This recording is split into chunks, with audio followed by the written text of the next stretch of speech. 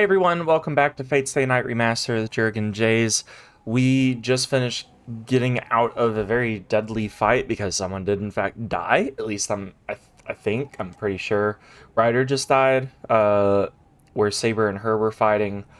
Her Noble Phantasm versus Saber's Noble Phantasm. We learned about Excalibur and how that alludes to Saber's identity. So Shirou is pretty sure now that he has not outright said it, but he's definitely implied it that Arthur is, or that Shirou's implied that Saber is Arthur Pendragon. So let's. Shinji is also trying to clamber away from us as well. So we're gonna see what we do with him. Hey! He leaps through the door to the stairway.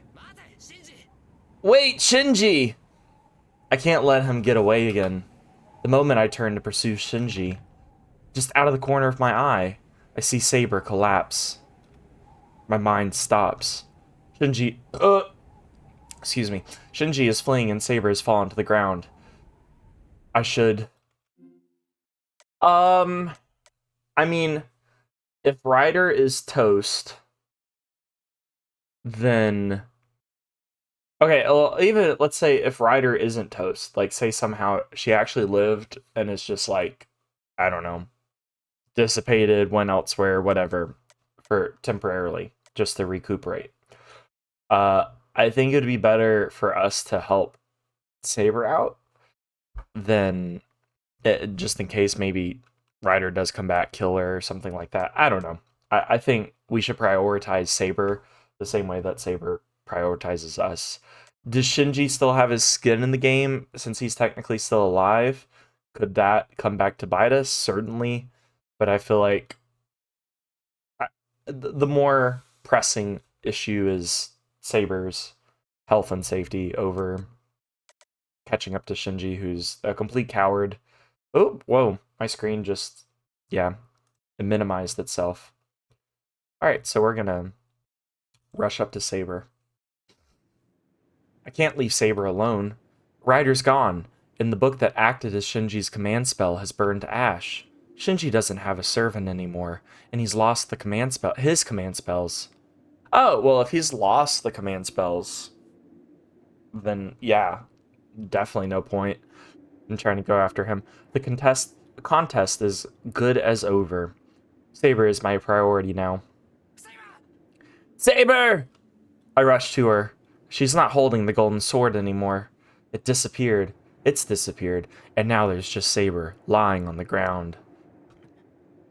Saber is in bad shape. Beads of sweat trickle down her brow, and her breath is shallow, labored. She looks like she's got a fever. I don't know why...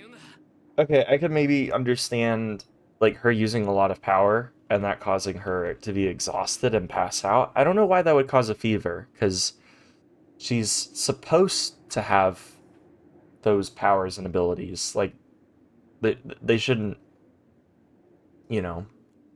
be of huge detriment to her to use them. I don't know. I feel that way. Like, I mean, I get the exhausted thing, but fever, no way. Hey, Saber, what's going on? I call out to Saber nervously, but she doesn't respond. She's out cold. Saber. I touch her forehead. It's hot. Didn't you already determine she had a fever? I jerk my hand away. It's unnaturally hot.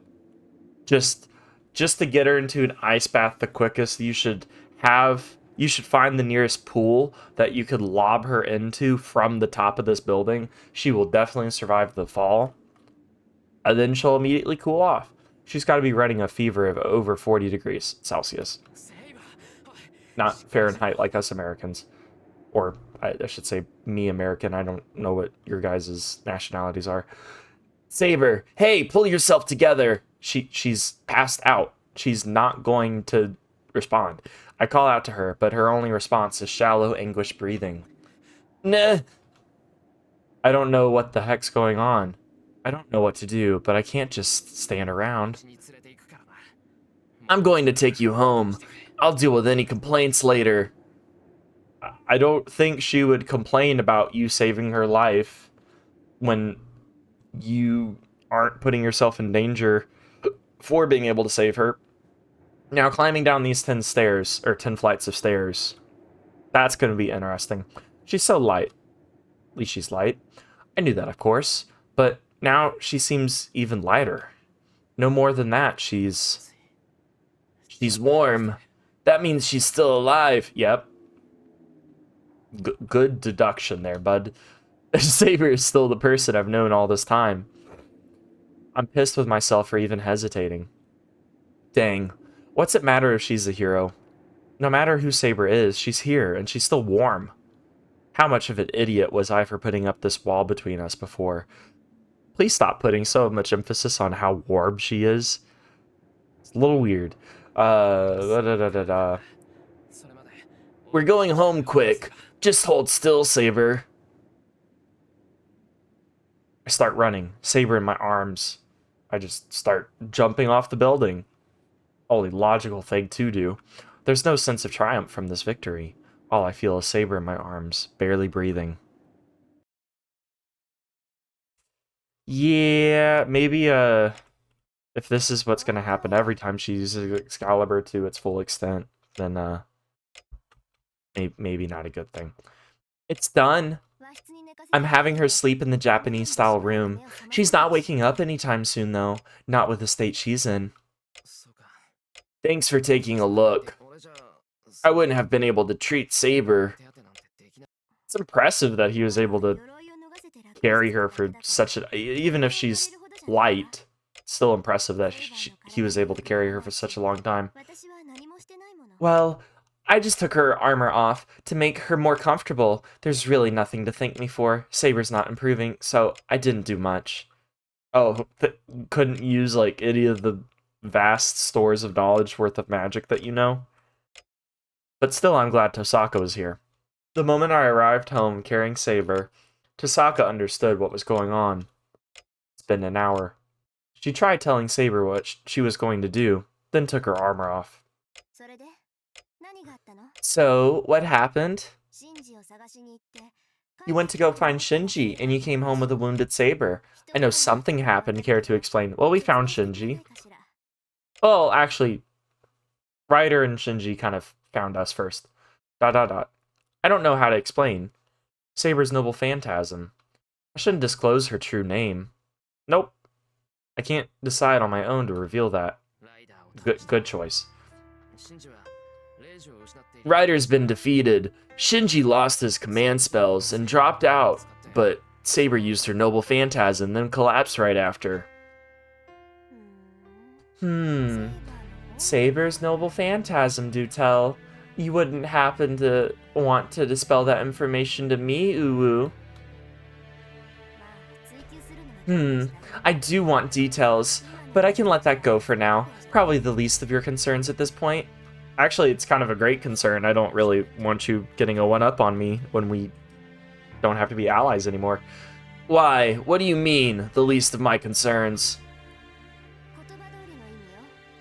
How is that unclear? You've got it to have figured it out by now, that Saber's going to disappear. Oh! No, we didn't have that figured out. What? She says it so calmly. Well, it's one less opponent for her. I mean, even if it's an opponent that she cares more so about. Tosaka just casually brings up the one thing that I've been trying so hard to avoid. Disappear? You're saying Saber's going to disappear? Yes. Saber is almost out of magical energy. I don't know what sort of noble phantasm she used, but it must have burned through an incredible amount of magical energy. Oh, so all of the magical energy went bye-bye. Okay. That makes sense. Saber's used up most of the magical energy she had. She's in so much agony because she's fighting so hard to remain here, even as she's on the brink of disappearing from the lack of magical energy. She's going to disappear because she doesn't have magical energy? So you're saying that Saber is going to disappear even though she's not hurt? Yep. It's all your fault. Yeah, I 100% guarantee Shirou is about to be like, it's my fault. I suck as a master. If only she had better. Blah, blah, blah, blah, blah. Yes, running out of magical energy is a more serious problem than a servant just getting wounded. Magical energy is how servants are able to give their spirit forms flesh. Without it, they will disappear. Typically, masters provide their servants with magical energy so that doesn't happen, but you can't do that. You failure. That means Saber can only fight with her own magical energy. Once she runs out, it's over. You were told that from the start. That is definitely what Saber said. She was fine before, and Saber said she could recover if she slept. Only because she had an extraordinary amount of magical energy to begin with. But she used up the extraordinary amount. That sucks that she only got a one-time use out of Excalibur. And yes, there is still some magical energy left in Saber. She can probably recover enough magical energy to maintain her body without disappearing. But that'll be about it. Saber will need to fight as she is now. She absolutely cannot use her Noble Phantasm again. The next time she does, she will disappear. Could I maybe... I don't know the command spells seem to be able to do just about anything. Could I command her to, like, completely recover her magical energy? Is that in the realm of possibility? She'll disappear if she uses her Noble Phantasm? Well, I wouldn't want Saber fighting like this at all. I don't ever want to see Saber on her knees in that kind of pain again. Now do you understand? You only have two ways of getting Saber back to her normal state. Either the master replenishes their magical energy, or they have the servant collect magical energy themselves. Okay, so that's what the next little kind of plot arc, I'm guessing, is going to be all about. A servant collecting it themselves. That would mean killing innocent people like Rider. Oh, I thought I was saying killing Rider, and I was like, Rider's dead. You mean doing an action like in accordance to what Rider would do. That's impossible. Saber would never do that. She said herself that she'd never do such a thing. I figured as much. If she had to involve innocent people, I'm sure Saber would choose to let herself disappear. Then there's only one other option. If you don't want Saber to disappear, you'll need to provide her with magical energy. Does that mean I have to kill people, or I just have to get good? I'm hoping it's the latter. If I could've, I would have done that a long time ago, but I don't know how to give her magical energy. I can't do everything you can. Probably not. And it's too late to teach you magecraft to share magical energy. You're really not suited to be a mage, so it would probably take you a year to learn. And even if you learned it, you wouldn't be able to use it. Could we at least try? Well, a path should have been created between you and Saber during her summoning. So there might be a different way, but... Listen, if you want to save Saber, you'll have to make her attack people and then have her eat their souls. Which I'm sure you know already. Wow, okay, this is quite a dilemma for Shirou then, because he's very opposed to the idea of Saber dying. But he's also, or disappearing. And he's also very opposed to, you know, just actual people dying. ... That's the most realistic method. But it's...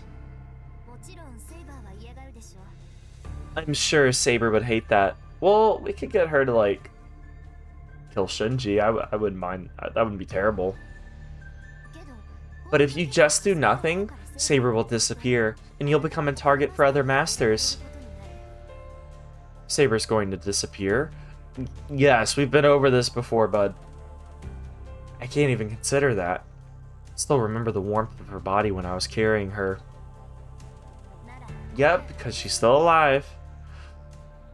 Then there's only one answer.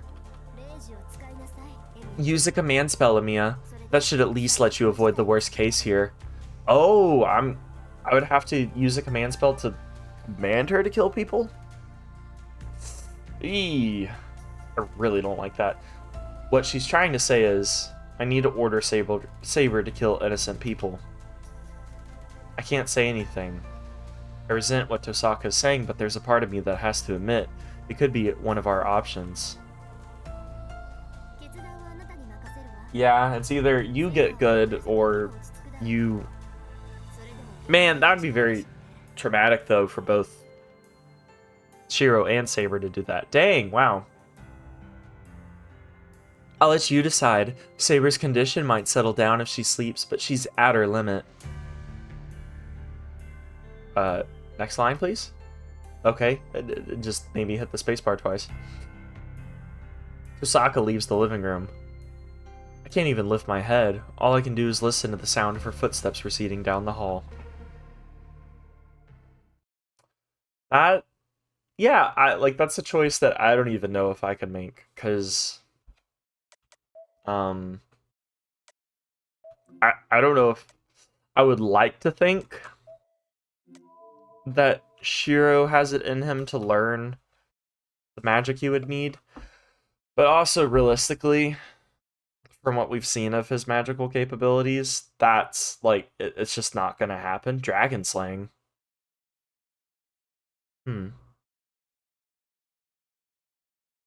Wonder what dragon we're slaying.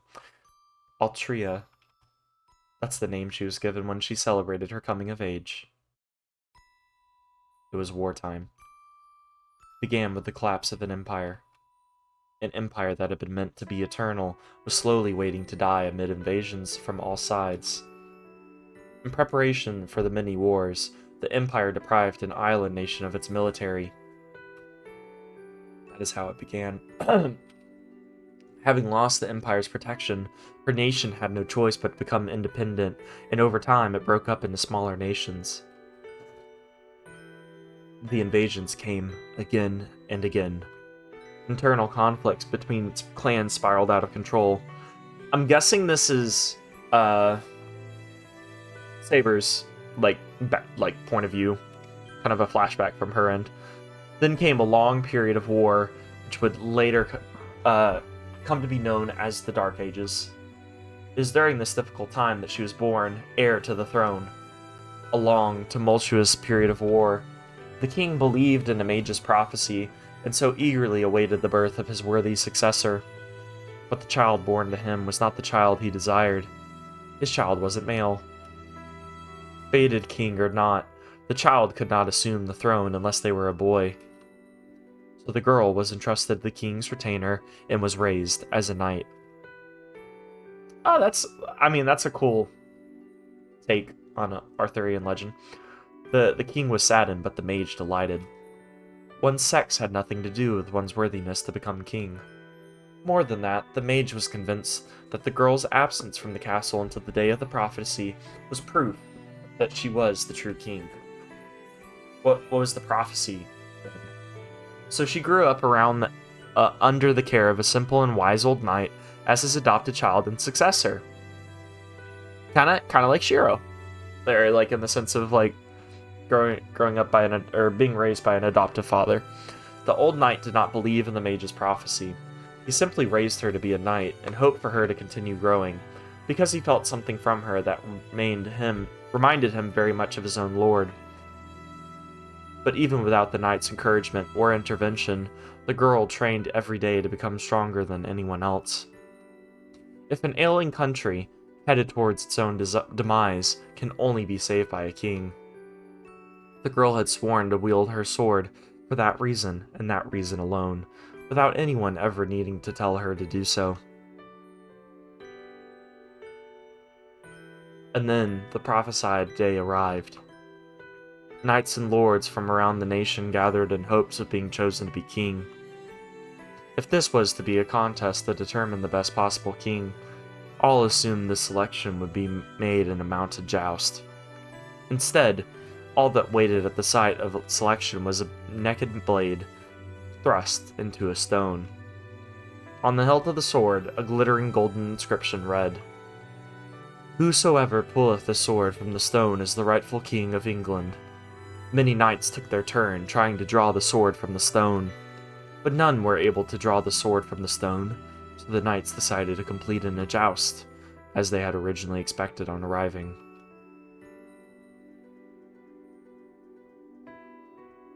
The girl was not yet a knight, and so could not participate in the joust. I like this visual, like this background. Like it a lot. This may be the thumbnail of the video. She approached the Stone of Selection, which sat largely abandoned, its appeal having long since faded, and reached for the sword's hilt. She did not hesitate. Wait just a second. Oh, wait. Wait just a second there. Maybe you should think before you take hold of that. She turned around, and before her stood the most feared mage in the nation. He gave his warning. Once she takes hold of that sword, she will cease to be human. Oh. Or what makes her... Okay, well, we'll see what makes her not human then, after the fact. She responded, only with a nod. To be king is to no longer be human. Yeah, well, like when you're in such a high authority place, or position, your sense of humanity is very different. Or like, your experience as a human becomes very, very different. She's been resolved to this from the moment she was born. To be king is to kill more than anyone, in protection of everyone. The young girl thought of this every night and lay in bed, shivering at the implications until morning. Not a day went by that she was not afraid. But in that moment, she pledged that her days of fear were at an end. She drew the sword effortlessly from the stone, and bright light engulfed the whole of the side of Selection. And in that instant, she ceased to be human. The king's sex does not matter. So long as they carry out the function of a king, none would care about a king's appearance, or even bother to pay attention to such a thing. And even if someone noticed the king was a woman, it would not matter, so long as she was a good king. The sword's magical energy must have halted her growth. While many knights found it eerie and feared her, most saw their lord's immortality as a divine gift. Oh, so that's like why she looks like a young girl. She doesn't age. And so, the legendary celebrated age of the king began. That's also really pretty, this background. Yeah. The new king in battle was seen as something of a good god of war. The king always led from the front. No enemies could stand in her way.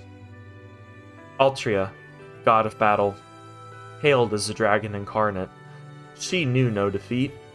In 10 years, she fought 12 battles and never lost once.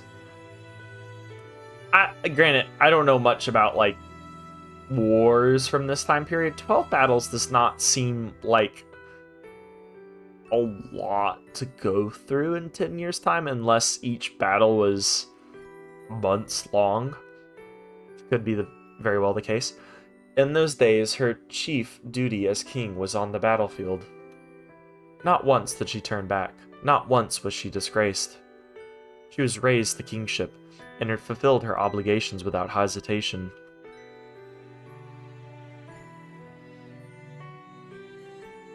Yeah, I've seen this image before. Maybe that's why I had a vision of her. Her soul must still be on the battlefield.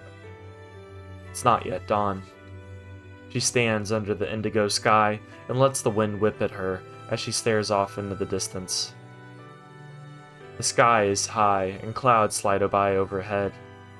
Out in the clear air, sword in hand, she gazes at the great army she's about to confront. That image of her won't leave me. It's burned into my mind now. She and her sword are one. The sword from the stone which chose the king. The brilliance of the sword that determined her fate is also her brilliance. but I tilt my head in wonder of this dream. That sword isn't the one she holds. It's similar, but different. The sword she holds now isn't the one she used last night. But if that's the case, what happened to that incredible sword? I'm curious about that. Wait, so the sword and the stone, at least in this storyline, isn't Excalibur? Question mark.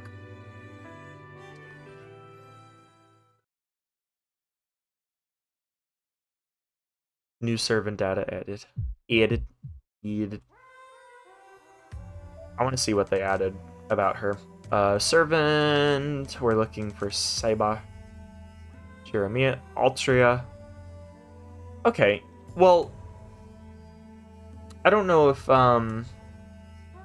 Altria is like another way of saying Arthur. She's supposed to be like King Arthur. Yeah. King Arthur. Blah blah blah blah blah. I do want to read through this, so I know it was a lot of just reading there and not a lot of me commentating, just because I like the gravity of that moment. But I'm also going to read through this as well. King Arthur, the legendary hero of England, is immortalized as the once and future king. He is a hero who is widely known as an icon of chivalry. However, he is not just a legend, but also someone who is said to have actually existed. In his earliest chronicles, the real King Arthur is called Du Barome, the King of War, a great general who led the 12 kings of northern England, the Gododin, against other tribes like the Picts and Scots. There are several theories about the identity of this great general, and some say the king may correspond to two different historical figures. One is Arthur the Briton, the other is Artorius the Roman. The accomplishments of both have been synthesized into the legend of King Arthur, still famous to this day. Arthur became king, so, to interrupt myself, this is more of a, like, what this world, not Fate world, understands to be Arthurian, understands Arthur to be, versus Fate, where we kind of just got that whole little thing of like, oh, this is something that like really did happen, versus Arthur's actually like a legend that probably came from maybe these couple of sources, or maybe a combination thereof, kind of a thing. I like that they kind of are blending those two. Arthur became king after drawing a sword upon whose blade Merlin the Mage had inscribed the words, "The one who pulls this sword from the stone is the King of England." From there, countless stories unfolded about King Arthur and his Knights of the Round Table. He was born of a tryst between Uther Pendragon, King of the Britons, and Blue-Eyed Igraine, wife to the Duke of Cornwall. Paying the price for pursuing his love, King Uther enlisted the help of Merlin, entrusting the mage with the child born between himself and Igraine. Vowing to rescue Arthur, who carried a great destiny, from the royal crisis and guide him onto the correct path, Merlin placed him in the care of Sir Ector, Uther's loyal knight. Ector adopted Arthur as his own son, raising him until the day he drew the sword of appointment. The trials and travails that awaited Arthur after pulling out the sword and becoming king would later fill the tapestries of history, becoming the grand narrative that is representative of chivalry in the Middle Ages. King Arthur's accomplishments while reigning over Camelot, the White City, and saving England alongside his many great knights cemented him as a hero. His famous sword Excalibur is not the sword of appointment. It is the sacred sword that Arthur received from the Lady of the... okay. Right. It's not the sword in the stone, it's what he later gets from I remember that now. Under Merlin's guidance, after the sword of appointment was lost, the Lady of the Lake, Vivian, became Arthur's fairy guardian after bestowing him with Excalibur. Morgan Le Fay, also sometimes referred to as Morgana, Arthur's lifelong nemesis, exists as his guardian fairy, Vivian's averse. However, as a fairy of the lake herself, she too was sworn to protect the king. King Arthur commanded his knights at the Round Table to seek out the Holy Grail. This search for the Holy Grail is central to the Arthurian legend. It is cool, like, the Holy Grail War, like, Saber and Arthur are directly connected to it from their own stories, more intimately than, say, you know, Heracles or Cuchulainn. The search for the Holy Grail is central to Arthurian legend, but ultimately only 3 knights were dispatched, and Arthur himself did not journey with them. The peerless knight Lancelot could not reach the Grail due to the stain of infidelity on his heart. His son, Galahad, was able to obtain the Grail, but chose to relinquish it. In the end, the legend closes with King Arthur's death. Arthur's life is punctuated by clashes with Morgan, his half-sister. Or is this Morgana? One of them is Morgana. His half-sister from a different father, as she attempted to kill him many times, and his legend is ended by his bitter conflict with Mordred, the knight who was born and from Morgan's orchestrations. Sorry, that was a big word. I passed 5th grade. King Arthur's fall begins when his most trusted knight, Lancelot, disappears after dishonoring himself by adultering with the king's wife, Guinevere. Losing his trusted companion, his holy scabbard, and even control of his kingdom over the course of his final journey, King Arthur sees his final battle at Camlan. On the verge of his death, he entrusts Excalibur to Sir Bedivere, who returns it to the Lady of the Lake. King Arthur's body is transported by the Ladies of the Lake to Avalon, the land where heroes sleep. It was then foretold that in England's hour of greatest need, Arthur would awaken from his slumber and save his country once again. Arthur carries the red dragon, the symbol of the Britons, on his back, and he himself also bears the dragon attribute. Because he carries the attribute of a dragon, a creature that is the embodiment of mystics and predominance, he has a powerful magical energy characteristic. However, he is not well matched against servants who have a background in dragon slaying. Okay. So qualities of a dragon, but not necessarily going to best the dragon. Whoa. Sorry. Screen blipped out there. Let's see what we got going on in my room. When I wake, actually, we'll just continue. We're already over 30 minutes, so I'm just gonna continue this in the next episode. Lots of cool information about Arthur or Saber. We don't want to spoil her identity to the people around us, Ren and Archer, namely, or our enemies. But really cool. A really fun past few episodes with what's been going on. All right. I'll see you guys later. Hope you all are doing well. Bye!